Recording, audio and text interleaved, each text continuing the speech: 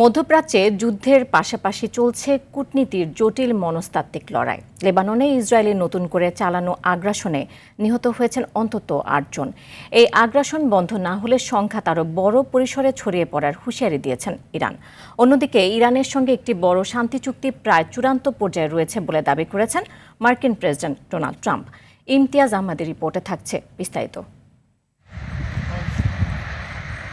দক্ষিণ লেবাননের টাইর শহরে নতুন করে বিমান ও স্থল হামলা চালিয়েছে ইসরায়েলি বাহিনী। আল জাজিরার প্রতিবেদন বলছে, হামলার পর পুরো এলাকায় আতঙ্ক ছড়িয়ে পড়ে। নিরাপদ আশ্রয়ের খোঁজে ঘরবাড়ি ছাড়ছেন বহু মানুষ।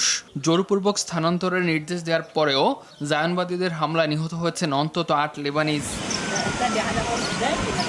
এমন পরিস্থিতিতে কঠোর হুঁশিয়ারি দিয়েছে ইরান। তেহরান বলছে, ইসরায়েল যদি আগ্রাসন বন্ধ না করে তাহলে সংঘাত আরও বড় পরিসরে পুনরায় শুরু হতে পারে। ইরানি কর্মকর্তাদের মতে, আঞ্চলিক স্থিতিশীলতা এখন গুরুতর ঝুঁকির মুখে। মার্কিন প্রেসিডেন্ট ডোনাল্ড ট্রাম্প দাবি করছেন, ইরানের সঙ্গে একটি বড় শান্তি চুক্তি প্রায় চূড়ান্ত পর্যায়ে আছে। ট্রাম্প জানান, এই চুক্তি কয়েকদিনের মধ্যেই স্বাক্ষরিত হতে পারে। খুব ভালো চুক্তির একেবারে শেষ পর্যায়ে আছি, যা ২ থেকে ৩ দিনের মধ্যেই হতে পারে। চুক্তিটি কোনোভাবেই ইরানকে পারমাণবিক অস্ত্রের অনুমতি দেবে না।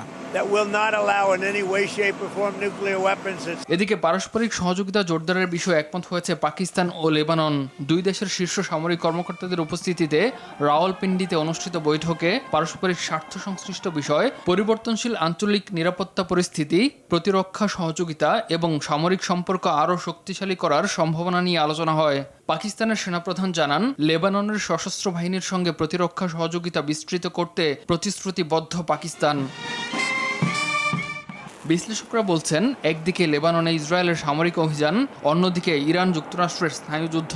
সব মিলিয়ে মধ্যপ্রাচ্য এক জটিল ভূ রাজনৈতিক সংকটের মধ্য দিয়ে যাচ্ছে, যেখানে যে কোনো মুহূর্তে পরিস্থিতি আরও বিস্ফোরক হয়ে উঠতে পারে। ইমতিয়াজ আহমেদ, RTV।